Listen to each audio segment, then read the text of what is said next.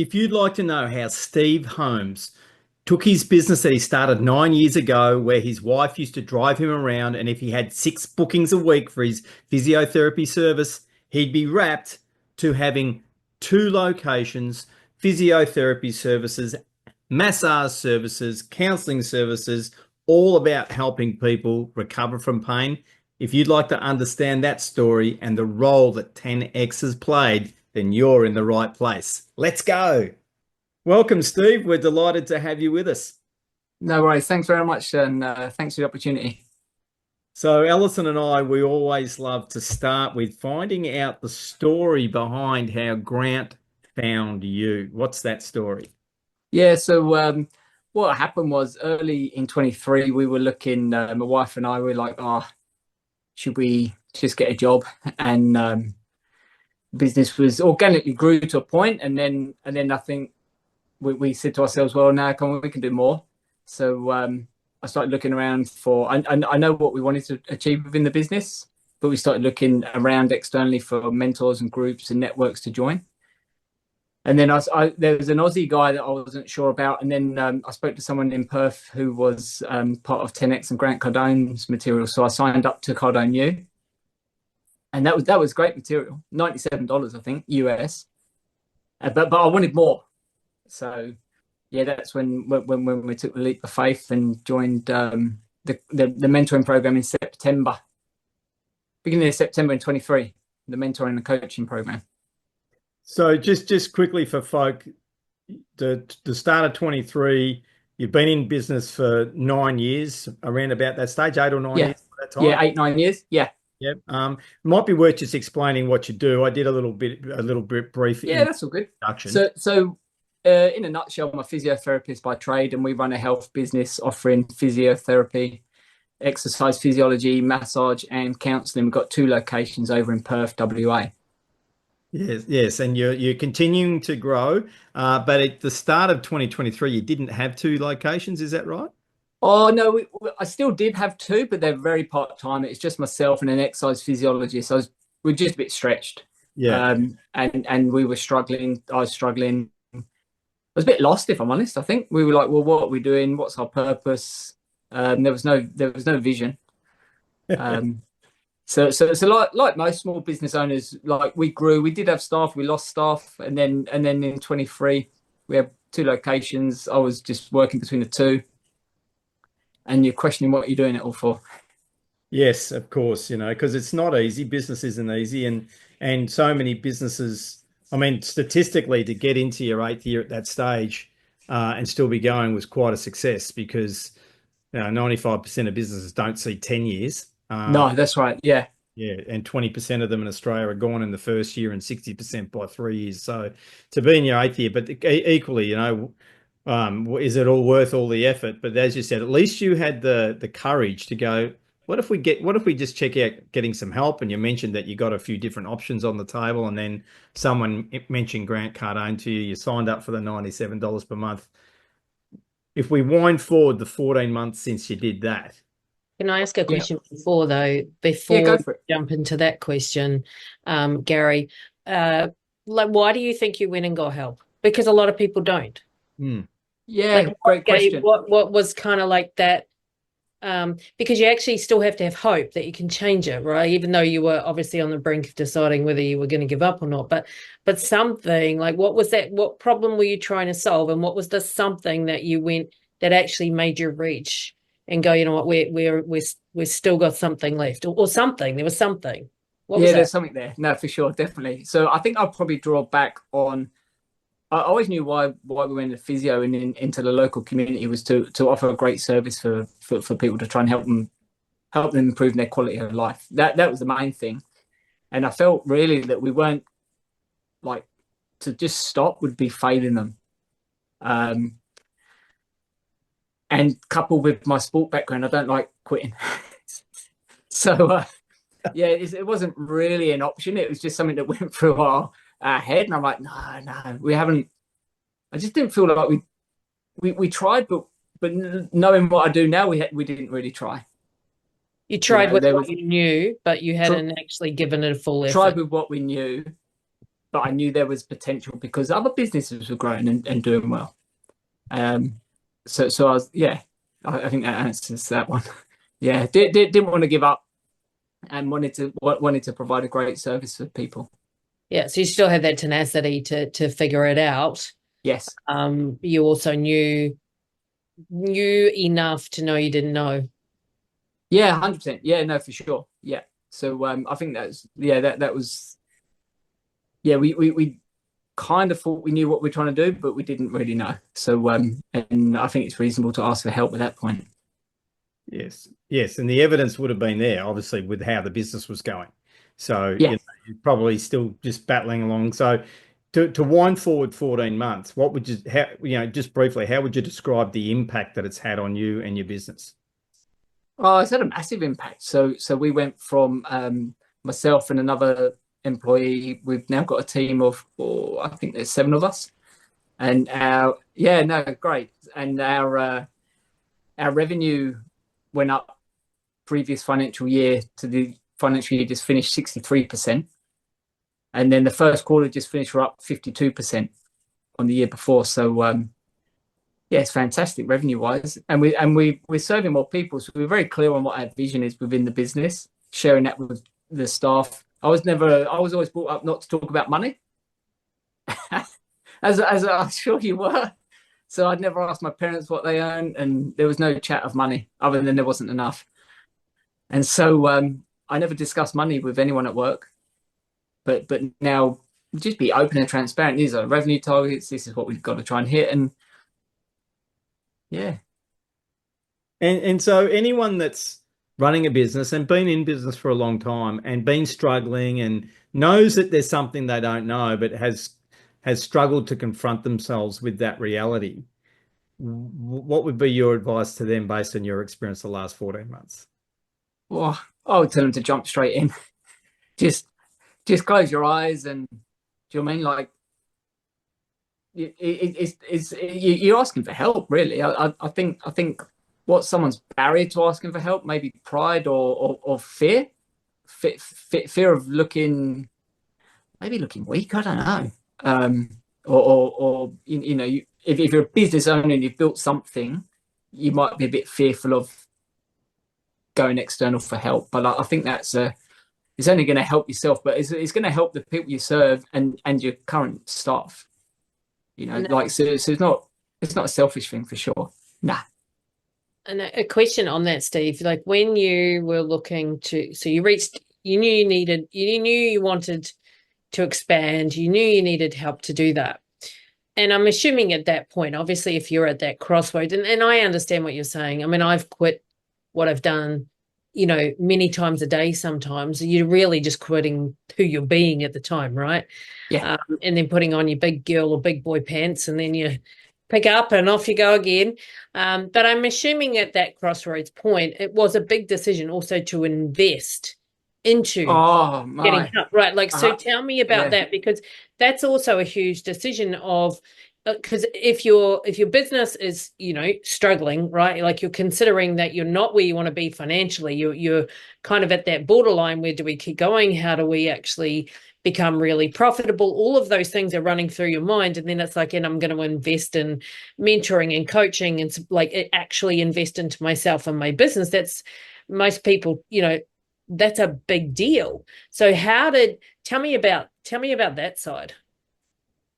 Yeah, that's another great question. So I'd never made an investment like that other than probably my degrees, which felt more of a personal thing. So to invest money into something that's not really making money was kind of all or nothing. We're like, well, we're going to stop anyway, so let's just go all in, invest the money, and then see, like, actually commit to doing the work. So as a physio, you do professional development, and so then you pay for ongoing learning, but it doesn't really teach you business work. So I think that's the most I'd ever invested into the business, I'd have said, for sure. And you just said you said that we committed to the work that has come with the investment. Yes. Most business owners start off by saying, but I don't have time to do that. I don't have time to train. How did you create the time to do the learning that you needed to do to get a 63% increase in revenue on the last financial year and already in the first quarter be 52% up on last year? Yeah, so the time's a great one. I think really it's I'm fairly disciplined. So you got to have discipline for sure. So for me, I like to get up early in the morning anyway. But then I'd account some time for each different part, and then just run to a more structured day. And I'm a great procrastinator. And as soon as I knocked that on the head, I found myself with several hours a day. You got to tell us, there has to be one example you've got there where you were procrastinating, Steve, and you knocked it on the head, like you just said there. There must be an example that you could share with us. Absolutely. So if I was in my clinic and I had a gap of an hour between clients, and then invariably another client would cancel, so I'd have an hour and a half gap, I would sit there and just scroll through crap that added no value, expecting people to come into my clinic without doing anything other than sitting in a room with a door shut, scrolling through Facebook probably. Yeah. So unintentional work. Busy being busy. It was not value adding. No. Yeah. No. And then other times I'll just be chasing myself around thinking, oh, let's create a new spreadsheet for something that doesn't really track or add value. Which would make me feel like I was working, but I wasn't really working. Yes, of course. Again, I was in the room with my door shut, not shouting about us. Yes, which have obviously completely changed. And so what would be 1, 2, or 3 tips for a business owner out there that is battling along, that has made a difference, Steve, to you and Crest Health, and the ability for you to get those results you shared with us? So say that first bit again. What would be 1 or 2 or 3 practical things that you've done that folk that might be tuning in that are struggling with their businesses could benefit from if they were tuning into our interview?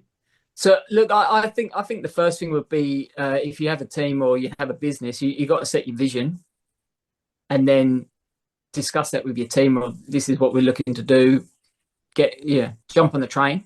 That'd be the first thing. And then how are those steps going to be taken? I think one of the key one is being omnipresent. So just shout about what you do, how you do it, why you do it, and that'd be the two. There's 2 pieces of advice, and be really confident as to why you started up your business, what value it adds to people, and focus on the value that you're giving your clients, regardless of what industry you're in. Love it. What do you think are the key? So obviously being omnipresent is one, but what do you actually think is the key changes within yourself as a result of being involved in 10X, right? What do you think are the key results, key things you've changed in your business, and then your interaction with your staff? Okay, so the key one with myself as a health practitioner is a bit taboo to talk about money. I found. And I think I reflect on that, and I don't know where or why that's ever come around, because the money is really you're serving a customer, you're helping them achieve something. So it's no different to buying a car or getting fuel. So I think that mindset around myself is, I might not see this client again. I don't know if they want that. So I'm making decisions based on my own personal limitation of money. So that being the first change. So we don't do that anymore. And then with my staff, it's the same thing. We focus on how we're helping people. What's the value? Don't worry about the financial part of somebody's decision-making process. And then within the business, so within the business, again, it's being really confident on what we do and why we do it. And just being more present. So on Instagram, for example, I'm quite happy just to pick the pick a video up and just start making a video, and just self-promotion. I think it's a big one as well. And was that something that was new for you? Had you been very present? That looks like it. No, it's terrible. I'm still not very good at videos and things like that, but I think you got to do about 1,000 apparently. Yeah, that's about a number. Well, that's like anything, right? The more you do it, the easier it gets. And I don't know. The interesting question: do you ever really get comfortable? Well, are you looking to be comfortable? Or yeah, no. So as soon as you get comfortable, that's when you got to start to worry, right? Yeah, 100%. And look, one of the reasons why this podcast exists and why Alison and I have joined forces to become 10X Business Coaches Down Under series is because we're both very passionate that Australia and New Zealand need 10X. They need the 10X mindset. And they need it from the business owners, and they need it for the staff, and they need it for ultimately how we're serving the customers. And between the lines, what you were saying there before about your customers and not worrying about the financial side, what I heard between the lines was previously you would be making decisions about what a customer could afford or not afford on their behalf, and that would then restrict you from even what you would offer them. I'm hearing that's a considerable change now. It's a massive change, 100%. And then with that thought process we were doing before, was you actually underserving the client massively. And so sometimes the client would say, so you don't want me to come back? I'll be, nah, see how you go, you'd be right. Yeah. Well, that's that concept, right, of that Grant talks about: treat every buyer like $1 million buyer, and they will be. But if you don't, then you're making pre-considerations and decisions. And I understand, like my background as an occupational therapist, so in allied health, 100%. And I think the taboo part is we think somehow about not actually valuing the fact that the exchange is money as well as service. Is you forget that in order to exchange service, money also is exchanged, right? Like that's just how it is. Yeah, no, exactly. How can you fully service someone if you don't offer them all of the services they require, or the second sale, or all of those things? So have you also gone on, a big part of 10X principles is not just the first sale, but it's also the second sale. So now, is that something that you have now picked up and started to pay attention to in terms of really actually providing that full service ability to a client in terms of those second sale opportunities? Yeah, no, definitely we do now. So that second sale really comes down to what the goal of the client is and how we can best help and serve them. So I kind of see my role when a client comes in. I'm almost triaging what's the best way of actually helping this person once we've listened to and understand what their needs and wants are. So yeah, 100%. And then our team are also doing the same thing. So one of the key things is one of our core values is integrity. So we don't do something that's not going to add value to somebody. So we wouldn't sell them a product if they're not going to benefit from that product. So that's really important. But in terms of understanding the needs and wants of the client, 100%. And then how can we best help them with what the services and products that we do offer? So you've mentioned your staff numerous times now, and even just now, Steve, you said how the staff are doing the same thing as you, and effectively you've got your menu and you're going through your inquiries at the start with the customers to work out what's the right pathway for them based on your menu, etc. And then that helps with the second sales if they're appropriate, etc. What are some of the things that you've changed with how you're working with your staff? So one of the main things that I introduced was off the back of Natalie Dawson's work, the personal, professional, financial goals, and then having fortnightly one-on-ones. That's the biggest thing, rather than just a ad hoc 3, 6, 12 months, if I remember, kind of performance review. Makes a big difference, though, too, I think, when you do implement the PPFs, the personal, professional, financial goal conversation, because it actually shows you care. And it's quite incredible how staff respond to that. It's like, oh, this person actually cares. And then you can show them how they can achieve those goals through your business. You can align the business goals and the person's goals, right? And that makes a big difference to the outcome. You're helping someone take what they do from a job to a career. And there's a big difference. There's a big difference between having someone turn up to work and go through the motions and having someone turn up to work and be engaged, because they can see that, like with your business, right, how they have a pathway to actually achieve those goals because you're now showing them. Yeah, no, massively. Yeah, I think it's I like most things, I wish I did it 10 years ago. Yes. But it's but it's really good. It's great for alignment. So we do that, and then also I like our morning meetings as well. And actually we've got one admin team member. She does an air horn herself. So yeah, it's quite nice To celebrate. Yeah. That's Yeah. cool. Yeah. So just run us through your morning meeting, because again, that could be something practical for folks. How do you do your morning meeting? Yeah, so morning meetings, 10 minutes. If I'm not in that, if I'm not in the clinic, we do it over Zoom, and we start with a win. So each kind of person just has a win. We try and align some of them to what our goals are, but also our values as well. So I like to bring them up, and then we work on what our priorities for the day, and if anyone needs any help. Beautiful. Like simple. Very simple, very quick. Well, it's a meeting with purpose. It's not like our meeting, because a lot of people are so just like, oh, roll your eyes, another meeting, right? Because often they're so, previously, did you have meetings? And what's the difference between how you had meetings before and how you have meetings now, both in length and outcome? Yeah, look, I think Gary just hit it. There was no purpose in my previous meetings. And how long did they go for generally? Oh gosh, well, they weren't very regular, which almost made them even more pointless. And when we did do them, they'd probably gone for about an hour or so.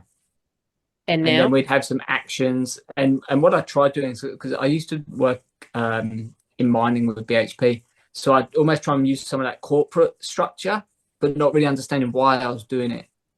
Whereas now, yeah, I think, yeah, it's much better. There's purpose behind what we're doing. How long would your meetings be now? In the mornings, 10 minutes.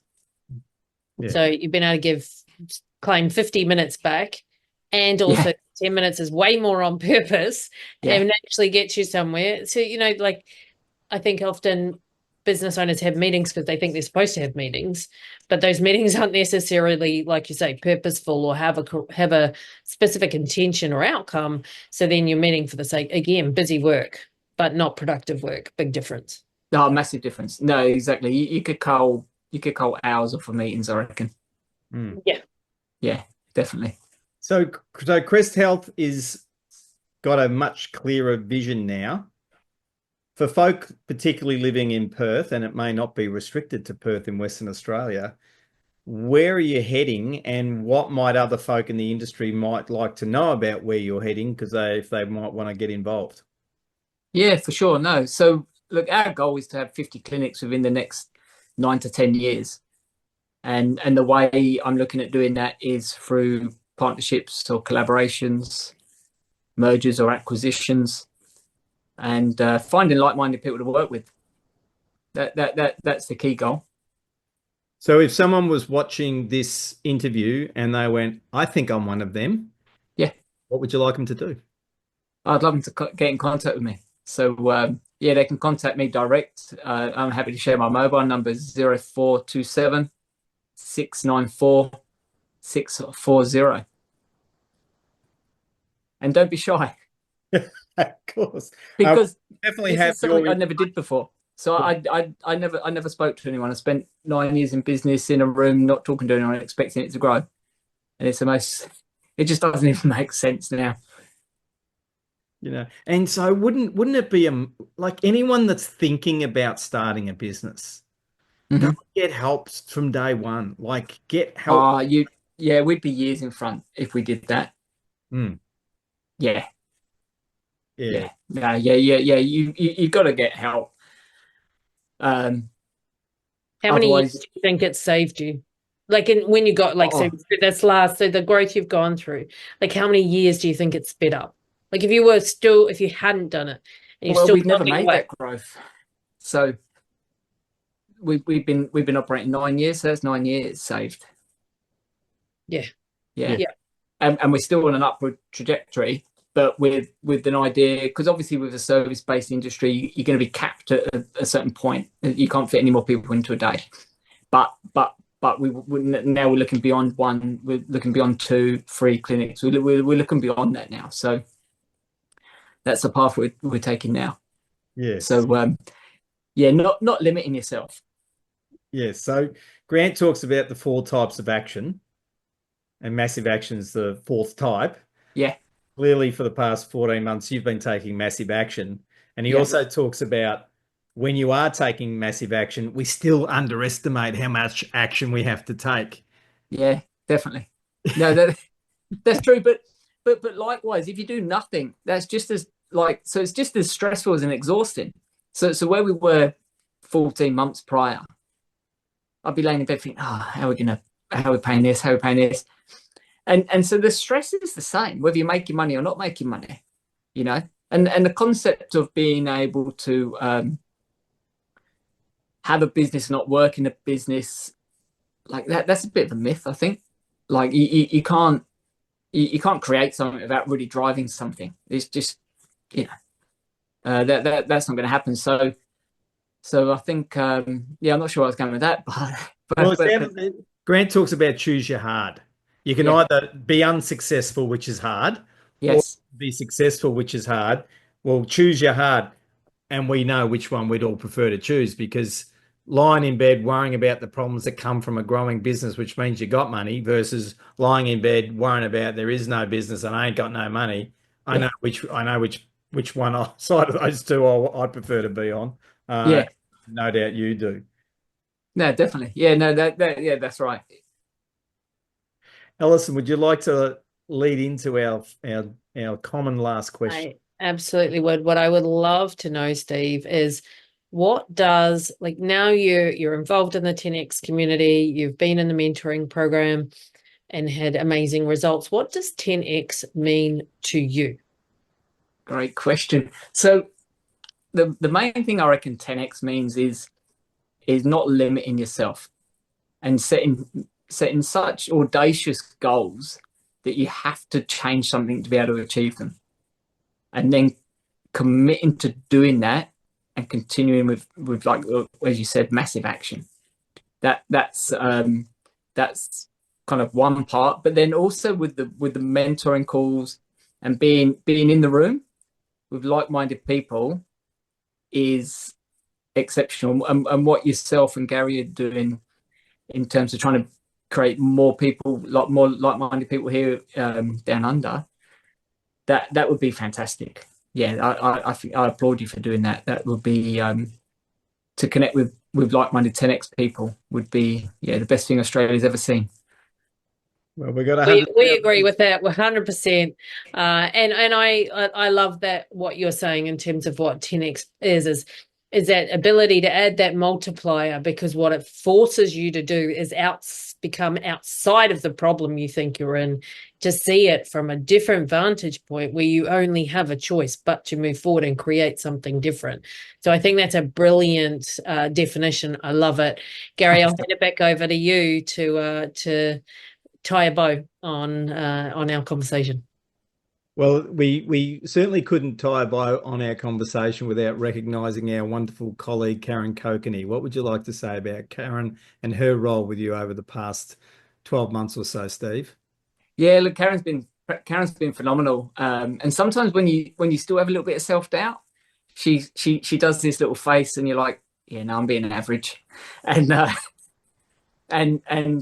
yeah, she's straight to the point, full of direction, and really makes me think outside of my norm when I need to, and kind of reins it all in. And sometimes like my mind's popping all over the place. Like, oh, I should do this, should do this, should do this, should do this, and then yeah, it all gets reined back in, and yeah, what's going to add most value? How are you going to help people? So yeah, Karen's been phenomenal.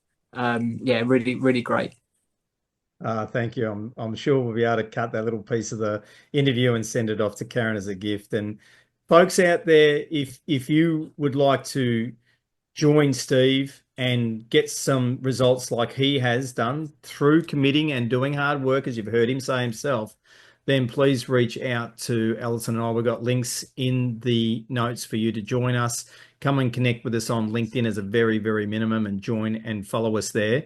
We are on a mission to get 100,000 businesses into 10X across Australia and New Zealand.